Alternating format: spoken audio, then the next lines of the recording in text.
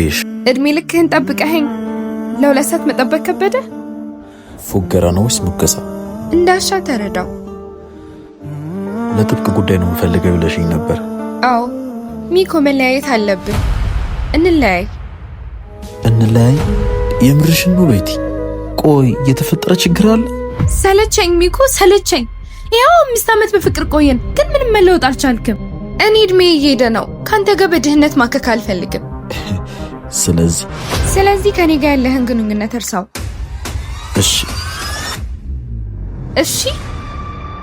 እሺ ከቻልክ ጥሩ እህትና ወንድም እንሁን።